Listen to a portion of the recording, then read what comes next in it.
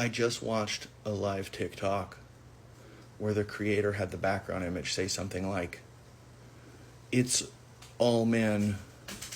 Feel free to request and join the conversation so you can prove me right."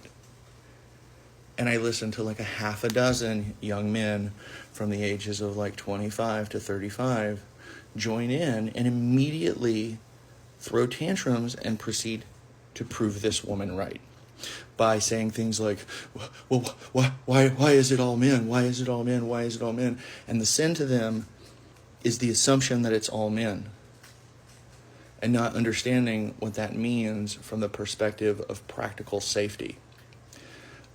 And I have had conversations with guy friends of mine who are like, well, I'm a good guy. And I have to tell them, like, okay, sure, you're quote unquote a good guy.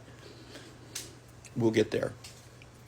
If I gave you a pack of M&Ms and 1 out of 100 M&Ms gave you diarrhea, would you ever buy a pack of M&Ms again?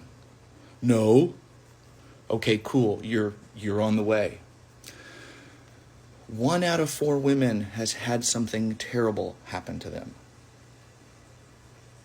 They have had someone force themselves on them. 1 out of 4. And every one of those dudes, for the most part, wasn't some guy like waiting in the bushes to jump out and attack them. Most of those guys were people that they thought could be trusted. 1 out of 4. There's a reason that women are scared to walk to their cars at night. There's a reason that women send their girlfriends pins of their location when they meet people from online dating. There's a reason women ask for your last name so they can run background checks. Because I've had friends tell me, hey, this guy didn't give me his real name, and I called him out on it, so then he stopped talking to me. It's a problem. And those of you that are quote-unquote good guys, you're standing on the sidelines, and you're making this harder because you're throwing tantrums by going, oh, it's not all men. You're part of the problem too. And it doesn't have to be that hard. But as you sit there continuing to be part of the problem and throwing a tantrum, rather than going, you know what, maybe it is on me to actually,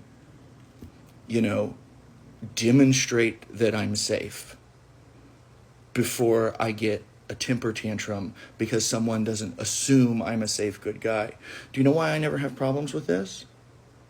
Because I know I'm a safe person. So I don't get piss pants when someone needs to make sure that I'm safe first. I give them that distance they need so that they can know, hey, you're actually safe with me. I'm not going out and doing creepy things while talking about, oh, I'm such a good guy and no one will give me a chance. That's nonsense.